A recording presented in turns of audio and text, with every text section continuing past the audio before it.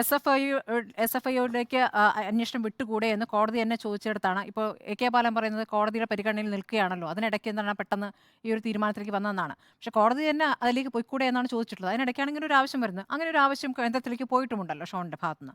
അപ്പോൾ ഇതൊരു പുതിയ കമ്പനി നിയമപ്രകാരം 214 വകുപ്പ് പ്രകാരം സ്റ്റാറ്റ്യൂട്ടറി ബോഡിയാണ്.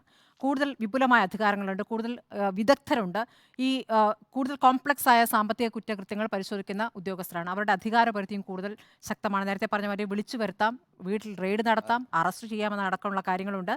അപ്പോൾ സാധാരണഗതിയിൽ ഈ SFIയുടെ അന്വേഷണം അത് പ്രോസിക്യൂട്ട് ചെയ്യാനുള്ള അധികാരമടക്കമുണ്ട്. അവർക്ക് മറ്റ് ഏജൻസികളിലേക്ക് കൈമാറാം. അവിടെയാണ് അപ്പോൾ ED വരുമോ CBI വരുമോ എന്നൊക്കെയുള്ള 2 സംസ്ഥാനങ്ങൾ ബന്ധപ്പെട്ട വിഷയമാണ്. കാരണം ബാംഗ്ലൂരിലാണ് നടന്നിട്ടുള്ളത്. ഇവിടെ കേരളവും ബാംഗ്ലൂരും കൂടി ഉള്ളതുകൊണ്ട് CBIക്ക് വരാവുന്ന സാഹചര്യമുണ്ട്. അപ്പോൾ അങ്ങനെ മറ്റ് ഏജൻസികളെ കൂടി ഉൾപ്പെടുത്തിക്കൊണ്ട് ഈ അന്വേഷണ ഏജൻസി അങ്ങോട്ടേക്ക് കാര്യങ്ങൾ കൈമാറുമോ എന്നുള്ള വിഷയം അവിടെ നിൽക്കുന്നു. ആ രൂപത്തിലേക്ക് അത് പോവുകയാണെങ്കിൽ അത് ഈ പറഞ്ഞ മാതിരി തെരഞ്ഞെടുപ്പ് കാലം ഈ വിഷയത്തിൽ ഊന്നുമോ എന്നുള്ളതൊരു പ്രധാനപ്പെട്ട വിഷയമായി നിൽക്കുന്നു.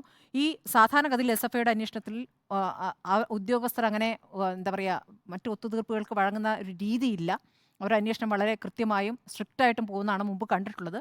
നമുക്കറിയില്ല ഇത് ഈ ഇലക്ഷൻ്റെ സമയത്ത് ഈ വിഷയമാണോ വരിക എന്ന്.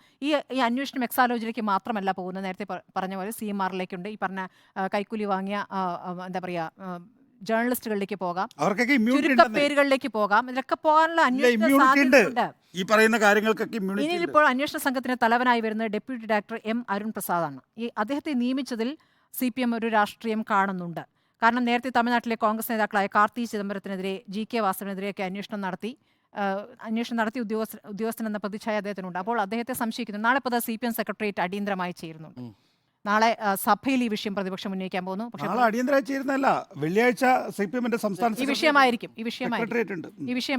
പാർട്ടി ഈ വിഷയത്തിൽ പ്രതിരോധിക്കാൻ വരുന്നതിനടുത്താണ്, മുഖ്യമന്ത്രിയുടെ മകൾക്ക് വേണ്ടി പ്രതിരോധിക്കാൻ വരുന്നതിനടുത്താണ് ഈ രൂപത്തിലേക്ക് അന്വേഷണം പോകുമ്പോൾ ഇനി എന്താണ് പറയുക എന്നുള്ളതാണ്. ദിനേശ് കുടിയേരിക്ക് ആ പാർട്ടി പ്രതിരോധം തീർത്തതുമില്ല.